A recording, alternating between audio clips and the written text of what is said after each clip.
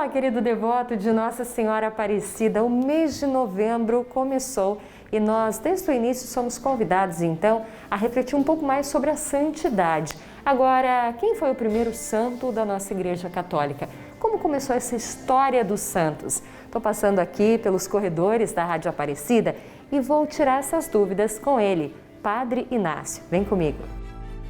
Bom, e vamos conversar um pouquinho com o Padre Inácio, porque o mês de novembro já começou com o Dia de Todos os Santos, dia 2, dia de Finados. Agora, Padre, nos ajude a entender. Primeiro, tudo bem com o senhor? Graças a Deus, e o mês de novembro tem uma outra data muito especial. No dia 9, nós celebramos o aniversário da Congregação Redentorista. Tá vendo só? Graças a Santo Afonso e outros 5 companheiros, vocês nos têm hoje aqui na frente das câmeras. Muita coisa para celebrar, não é, gente? Agora, Padre, como começou essa história de santos? Praticamente, Jéssica, começou bem no começo da igreja. Desde o início das primeiras comunidades cristãs, pós-Pentecostes, que marca o nascimento da igreja, as comunidades cristãs já começaram a perceber que nas comunidades, entre eles, nós tínhamos pessoas que se destacavam pela maneira como elas viviam as virtudes cristãs.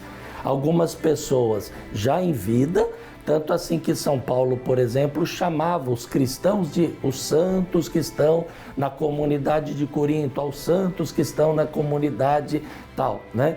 E depois a igreja passou a reconhecer, sobretudo, aqueles que eram martirizados por causa de Jesus Cristo. Padre, quem foi o primeiro santo? Que nós temos informação pelo livro dos Atos dos Apóstolos foi Santo Estevão, né? Que estava no começo da comunidade cristã, que é o considerado o primeiro mártir, e inclusive também no livro dos Atos dos Apóstolos fala que Paulo estava presente e as roupas daquele jovem que estava sendo martirizado foi colocado diante de Paulo. E depois veio Tiago, os apóstolos, dos 12 apóstolos, só João que morreu de morte natural. E aí é toda uma história que vai se encaminhando até chegar nos nossos dias. E só é santo aquele que está no altar? Não, absolutamente. Existem muitos santos no meio de nós. Deixe-me só falar que na Idade Média surgiu um elemento interessante, antes de responder a sua pergunta, que são as romarias, que a gente não pode esquecer. Quando alguém se destacava pela sua virtude, pela sua santidade, logo começou aquele processo de visitação, que nós chamamos de romarias. Agora é bom lembrar, Jéssica, e a igreja insiste nisso, que a vocação é um dom que está à disposição de todos nós.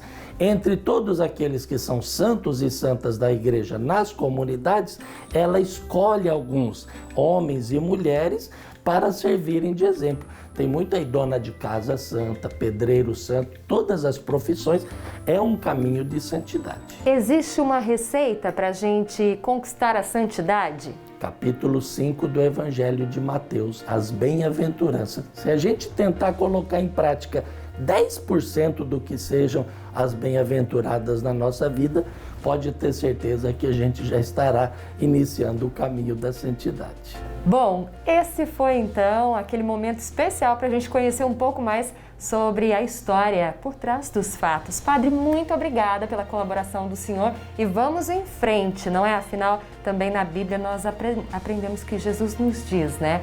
Sede santos como o vosso Pai do céu é santo. A santidade é um caminho para todos nós. Precisamos, inclusive, de jovens santos, jovens de jeans, de tênis, como o Papa João Paulo II falava. Fica essa dica para todo mundo. Deus abençoe o senhor. Amém. Tudo de bom.